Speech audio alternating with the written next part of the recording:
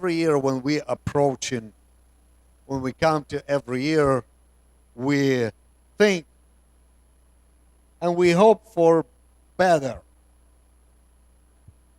Many of us making New Year's resolution. Many of us forget about it in about a couple of weeks. Those of us that's really strong, keep it for a whole entire month. And then we forget about it. We go through regular routines. And at the end of the year, we don't even remember what was the resolution. For many of us, it's the same thing. We don't really keep for a long time. And I'm not here to rebuke or to, say anything about it. But for many, many people, a resolution doesn't work. And we just know it doesn't work. But that's not what I want to talk to you. There is revelation that God gave me. And I just want to share with you in a book of Exodus, God came to Moses in a burning bush. Very interesting way to appear to a man in a burning bush. Moses saw a bush that was burning but not consumed. And that's the way God works. He can send a fire. You can burn for him but not get consumed. Not burning out. And Moses saw and he came to bush to see what's happening. He was not expect that there was God. He came and he saw that God spoke to him. And he said, take your shoes off. The ground you stand on is holy. And he starts speaking to Moses to go back to Egypt to bring people out of Egypt. And Moses asked a question. He said, suppose I go to people. He didn't say I'll go. He said, suppose I go to people and tell them that God of your father has sent me, and they ask, what is his name? What do I tell them? And God said to him, I am who I am. He said, tell the people of Israel, I am sent you. And I want to talk to you a little bit. He said, I am sent you. For a long time we were thinking, what did he really mean? My name is I am. I am is my name. And tell them I am sent you. And when you think about God created a man and God created earth. He created world and he locked us in time. When we go to heaven, when we die, time doesn't exist anymore.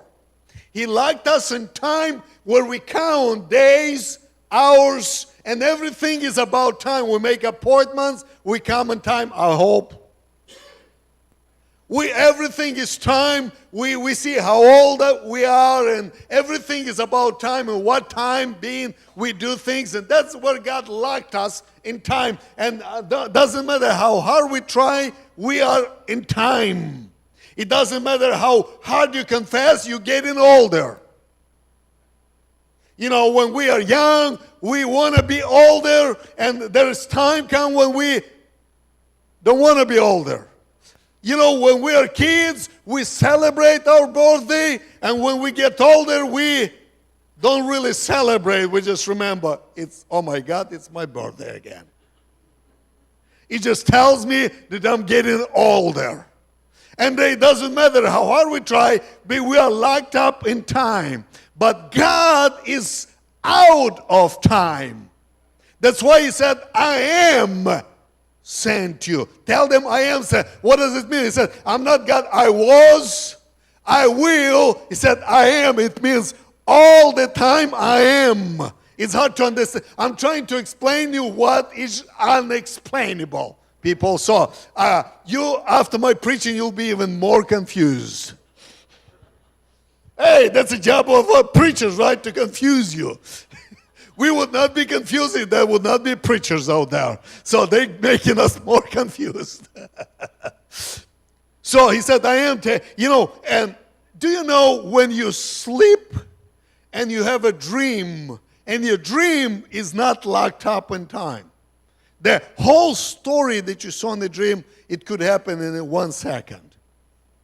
Has it happened to you? You woke up and you've fallen asleep and you slept only a second and there is a whole story you saw.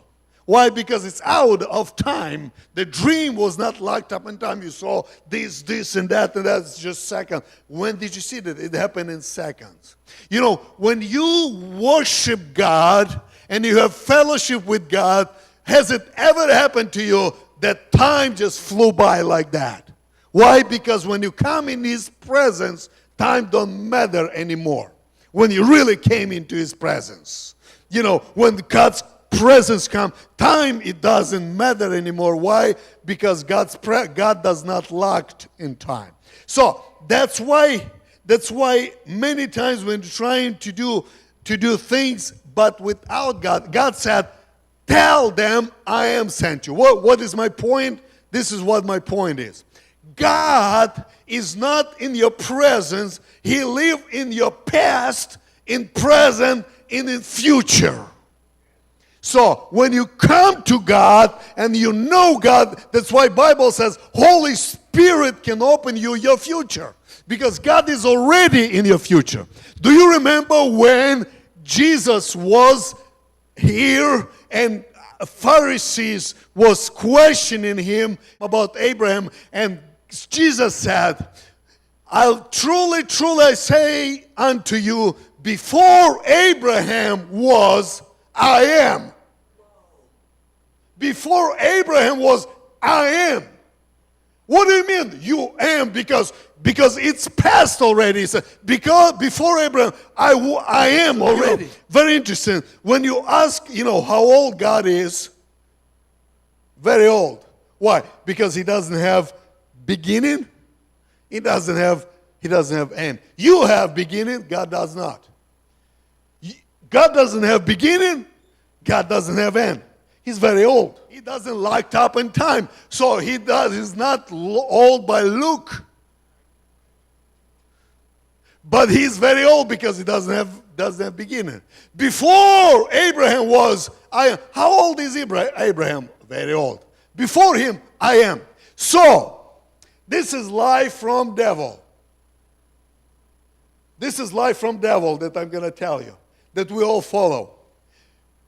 Devil always trying to point out that God will bless you in future. He doesn't mind you believing for the future as long as you don't believe that God, I am.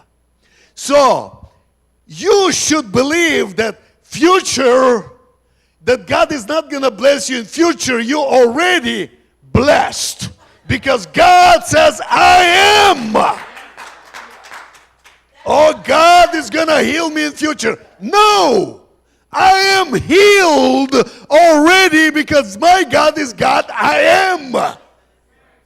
Future is not going to be better because it's already good today. Why we expect that 2014 is going to be better? No, I'm already good. I'm already blessed. I may see some stuff that I don't see today, but I'm blessed already. Do you know when you got saved, in your salvation, God has already provided all the blessings. It's in your salvation, all the benefits. Today we love benefits, right?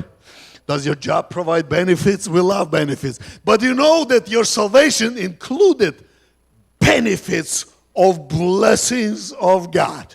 And you can claim them as you need them. Some of us die and never claim them. We die and we have unclaimed blessings. Many people, they don't believe God in today. And you can see in the Bible, do you remember when Lazarus died? And they called Jesus and said, Jesus, come come and heal him because he's dead. They sent, Mary and Martha sent for Jesus. And Jesus stayed for 2 days. That's a good friendship. Really good friendship. When you're in trouble, you call him for your friend, and your friend still said, let's wait until you die, and then I'll come. And say, Jesus, come. And Jesus said, okay, I'll come. I'll come. And then in 2 days, now Jesus knows that he's dead. His disciples don't. He said, okay, let us go to Jerusalem. He said, Jesus, they're going to kill you. He said, no, your Lazarus is asleep. Oh, he'll get better. You don't understand. He's dead. Oh, and Thomas, very enthusiastic, let us go die with him. So they go into Jerusalem. They come in, and Mary and Martha, they come to meet Jesus. And they have really good faith. They said, Jesus, if you were here yesterday, everything would have been all right. So they believe in God, but they believe in God of yesterday. That's our problem today. In the past, it was good. As we get older, we celebrate past. Whereas, in the past, God moved. In the past, God did. In the past. If you were only here yesterday, everything would have been all right. You're just 1 day late. Jesus said, hold a minute, hold right there. Because I'm God of resurrection. Yes, God. But in the last day, from the past, their faith moved to the future. Yes, God, you are God of resurrection, but I know one day he will resurrect, but one day. That's our problem. Jesus said, you don't understand. Show me where you buried him. Jesus, he stinks already. Show me. You don't understand. Show me where you buried him. Because I can go to the future and bring it for you now. I can go in the past and fix it and bring it for you now. Because they said, oh, I can be blessed because my great father cursed my generation. I can go to the past and fix it and bring you blessing for you now. I am is my name. I am is my name. So, Jesus came and he said, Lazarus. Oh, and Lazarus was already in heaven, rejoicing. It's like, excuse me, somebody's calling me out there. I gotta go. It's my friend Jesus. He was already in heaven. They already said, it's my friend Jesus. He's called. Excuse me, I gotta go. And he went back. Lazarus, come forth. And here comes Lazarus. I know it made me thinking, why did Jesus say Lazarus? Because if you wouldn't call the name, all the dead would come out. No. You guys stay. Just Lazarus. Come forth. And Lazarus is coming forth. Why? Because even though they believe that God a future, God went to the future. Oh, I can talk on this for a long time, but let me tell you. David, living in a time being of Old Testament, lived in a New Testament. Because when you read Psalms, the way he prayed, there is no way. He said, God, you can forgive my transgressions. There's no way. He said in the Old Testament, you don't want any sacrifices. You want broken heart. That's a New Testament. But David, living in his, was able to tap into God I am, get to the future, and get the future blessings for today. God, even though he prepared you for, he prepared all kind of blessings, when you tap into God, the blessings that God has prepared for you is for today. This is last couple of days of 2013. But don't wait for 2014 to get better. God bless you today already, and His blessing is for you for today. For today. Today, I am has sent you. I am has sent me. I am who I am, and I am is able to bless you today. Give praise to God today. Amen.